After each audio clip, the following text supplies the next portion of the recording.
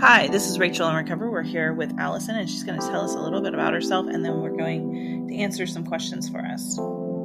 Hi, everybody. My name is Alison Feigh. I serve as the director of the Jacob Wetterling Resource Center. We're a program of Zero Abuse Project in Minnesota. Most of my work involves prevention. I do response work as well with families of missing people and families of those who've been exploited, especially online. And then a big part of my work is doing work in the schools with survivors, with parents, with professionals getting ahead of the problem of child abuse. We want to eradicate child abuse, and so that's a big part of where my energy and my investment lie.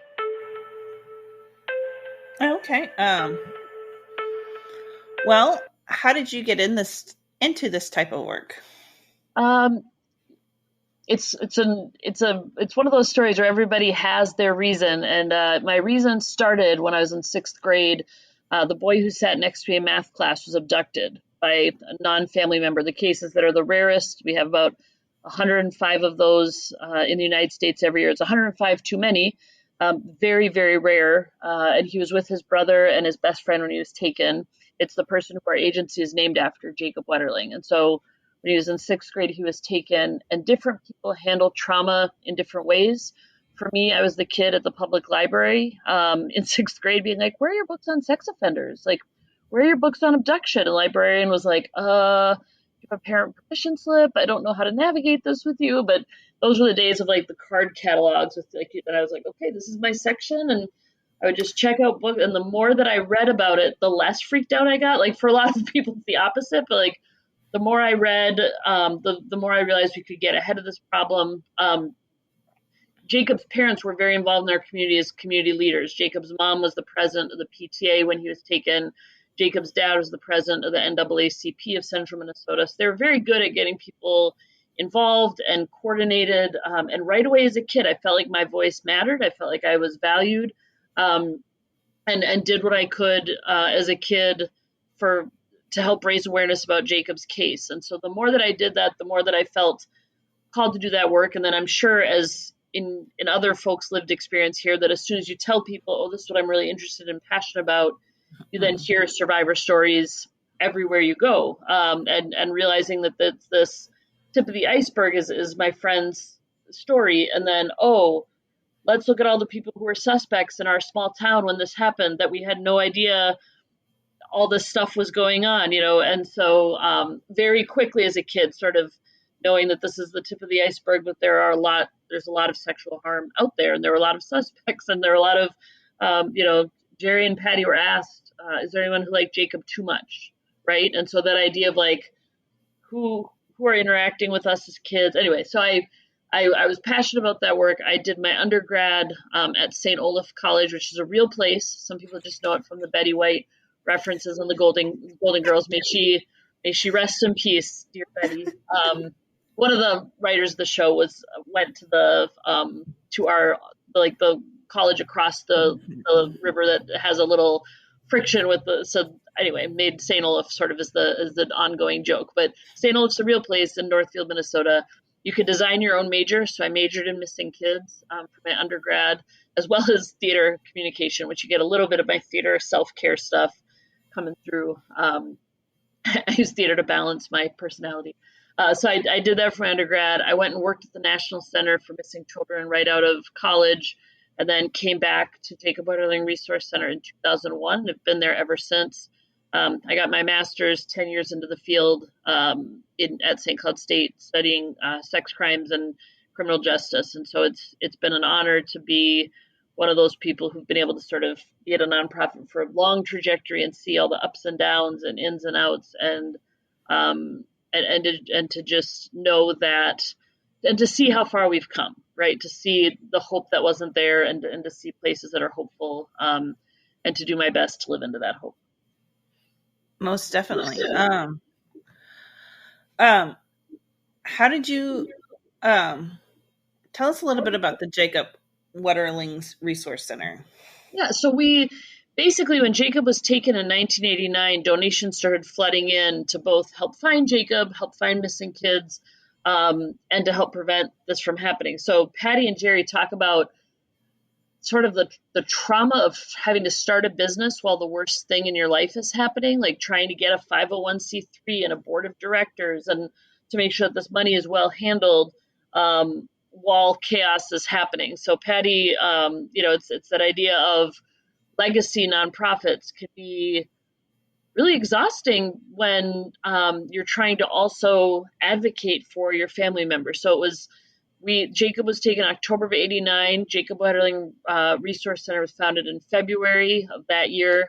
Jacob's birthday was February 17th, so we sort of used that as our sort of born date in 1990. And we've been different names over the years. It started as Friends of Jacob. Later it was changed to Jacob Wetterling Foundation. Then people thought because we were a foundation, we gave out money, so we changed it to Jacob Wetterling Resource Center, that we're a resource for families.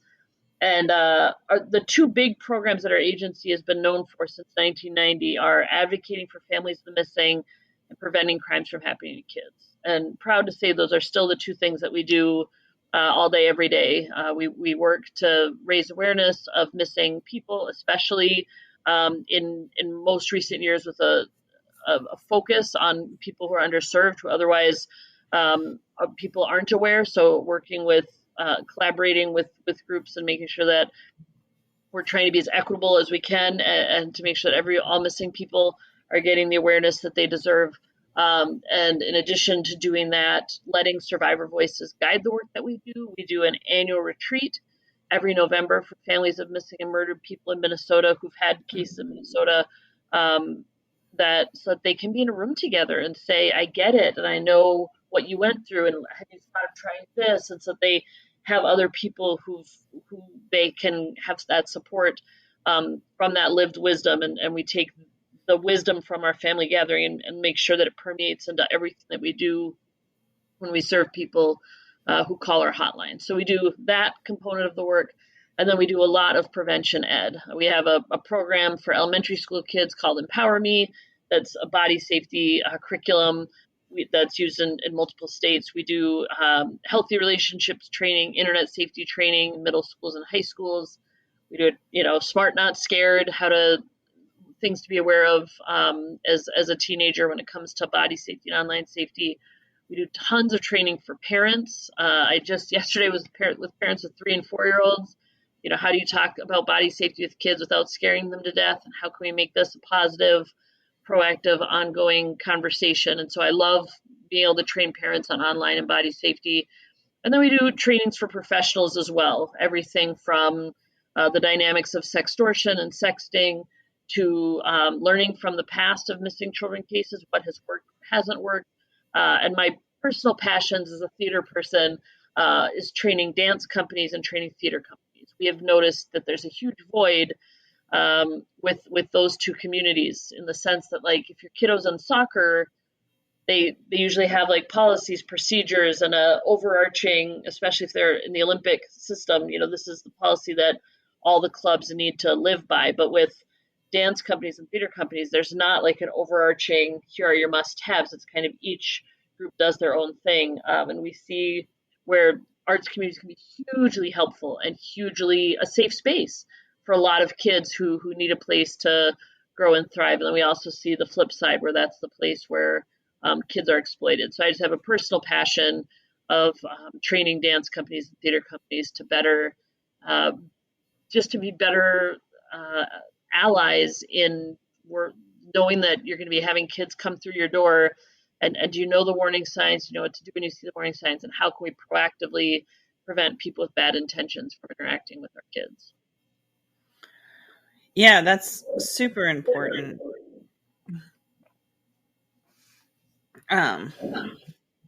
That's huge. And so I'm a parent, and my kiddo, when she was 4, she was asking if she could do dance. And I said, yeah, as soon as I find a dance company that trains and screens their staff, let's do it. That's what we want to do. Let's do it. And 30 calls later, I'm calling dance companies and I'm saying, do you do any training or screening for your staff? And I would get responses of, well, we just don't hire sex offenders. So no, we don't do it. And I was like, okay, banging my head against the wall. And then I had a call from someone and they said, well, our dance company is a family. Like, we're just a family. We've known these kids since they were 4, and now they're teachers. So we don't do any training or screening. one big family here. And of course, my like red flags when I hear like we're just one big family, I'm like, as opposed to someone who doesn't work in the field who that might be a positive. And I'm like, well, who's calling out problematic behavior in your family then? Like if you have so it was after trying about 30 different calls, a good friend of mine, her kiddos study somewhere nearby, and she just reached out to the leadership and said, hey, this is really important to me. Can your staff get trained? And they said, absolutely. And so I was able to train their staff. Super Bowl Sunday, I remember being like, do dance teachers not care about the Super Bowl? Apparently that wasn't a thing. That wasn't a conflict they were worried about. But training them all at Super Bowl Sunday and then feeling comfortable with my kiddo being able to attend there. But it's that idea of, that's when I realized what a big gap it is. Because when my kiddo wanted to do soccer, they're like, yep, here are our rules, here are policies, here we do training for, it was a very different, because I'm the person asking the questions, right? Like I'm the person at the daycare visits who's like, I would love to see your packet of policies. And so the big difference between sports and the arts as a parent was really concerning to me. So it's just a passion project that we do and got a grant to train a lot of dance companies and theater companies, continue to do that and continue to be fed by that work. Yeah, I was in the arts, but it's also been 20 years. Things have changed. Well, and Minnesota has a very high-profile case, the Children's Theater Minnesota, which is one of the world's best productions, places that do productions for kids, have a history from the 70s and 80s of hiring a prolific sex offender, where the board knew that he had this history and had been kicked out of working in public schools. And they're like, oh, well, we're still going to have him run this theater. We'll just watch him around the kids, which was not effective. And there are multiple people in that. I was just reading the book Shattered by Laura Stearns. I hope I have her last name right. I'll have to double check later. But a kid who's now an adult who grew up in that toxic environment. Multiple adults were arrested along with Donahue when all the abuse was uncovered, because he just created a culture where abuse was a part of that expectation. And being a Minnesotan kid, seeing that all play out from a very like disconnected way, and having parents be like, we can't get rid of him because the shows are so good. And it's like, he also needs to serve a lot of time for the harm that he inflicted on many, many, many kids. So we have that history, and you'd think that we would learn and learn from the history. And there are folks who have learned from the history and are very proactive. And we have a lot of survivors who are involved in the arts where that is a huge priority. I never want to paint anything with one big brush, but just when we look at communities in general, we know that there's that faith communities are realizing that they're targeted and need to approach that. That culturally, like gymnastics, like there are other USA Swimming, there are other groups that have been in the spotlight of there are problems in the system. And I wish that more arts communities would get engaged in prevention before having to be in the spotlight with there being a problem. Oh, yeah. I mean, anywhere there's kids, there's a predator. Yeah, or at least trying to get in. Mm-hmm. Yeah. And I was a kiddo who musical theater was my escapism. It was my safe place. It was my place where I learned about community and hard work. And I had wonderful, wonderful experiences in the theater. But I have friends of mine who did not have wonderful, wonderful experiences in the theater. And part of that desire to protect is I want this generation of kids to have really positive experiences. It's that idea of you want to be the adult that you wish you had as a kid, right? Like, I don't know if you see that meme, but then it's also we want to create communities that we wish that we had as kids. And I'm really grateful. I had wonderful communities to grow up in as a kid, but not everybody did. There are also things that weren't awesome that thankfully weren't abusive, but were problematic. And it's just like, okay, we can do better. And we can continue to do better anytime we're involved in youth serving organizations. I don't have it figured out. I've made mistakes. But safety should always be the first question. What are some new things that are coming in curriculum that are surprising? Well, I guess the sextortion cases, the amount of sextortion that is happening and how it's happening, is something that I wasn't necessarily prepared for until the phone started ringing about it. The Minnesota BCA just did a press conference about it. I want to say in April, but it's actually it's so sextortion is originally it was related to sexual abuse in the sense of getting a photo from a kid that is sexual abuse material and then saying, okay, if you don't give me $500, I'm going to send it to this person or put it on your website, or if you don't meet me for a chance to meet in person, that's what I'm going to do with this photo, and kids being extorted in that way. But we're also seeing this influx of cases of young men athletes, of high school and junior high boys or male identifying kiddos who are tricked into sending a sexual picture, and then it not necessarily being a sexual abuse lure, but it being a financial thing. It's coming from overseas quite a bit. Of if you don't send me $500, I'm going to send this to the college recruiters who want you to play basketball. If you don't send me $250, I'm going to send this to your high school lacrosse coach or whatever else. And so it's this idea of the pattern is folks from overseas targeting high school athletes, and then once they have those pictures, just consistently getting money from that young person because they don't want to, in their perspective, they don't want to ruin their chances at playing college or semi-pro or whatever it might be. And there's all the shame with gender of, oh, I should have been able to say something, I should have figured this out. So there's those layers, and they're finding that a lot of these boys aren't telling. And so then instead of like a scam online where you get paid once and then that person realizes they've been scammed, that these young men just continually come up with the money and don't make a report. And so we're seeing those cases.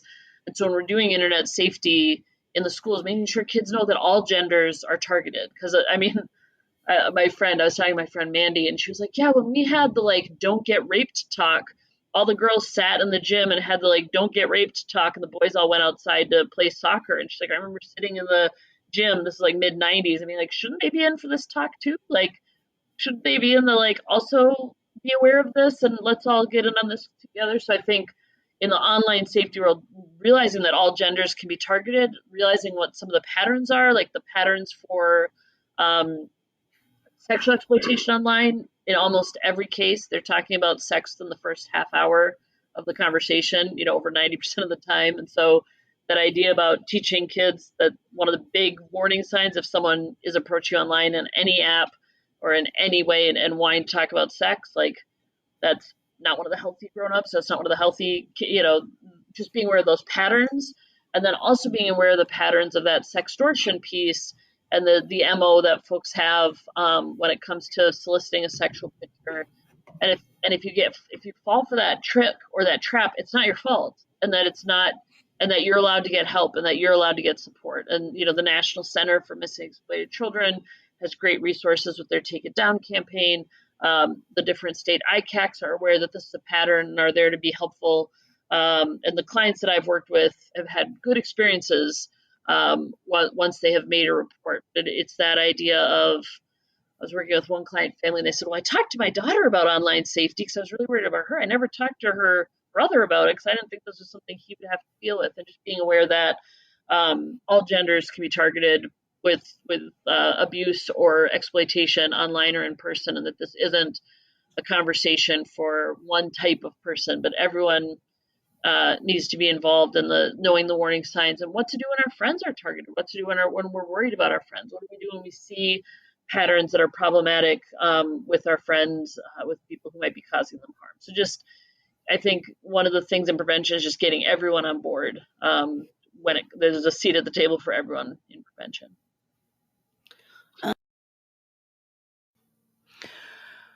Alice will be back next week at 10 a.m. on Thursday for part 2. And always follow us on your favorite social media platform and on your favorite podcast platform. And if you want to have any questions, reach out to Rachel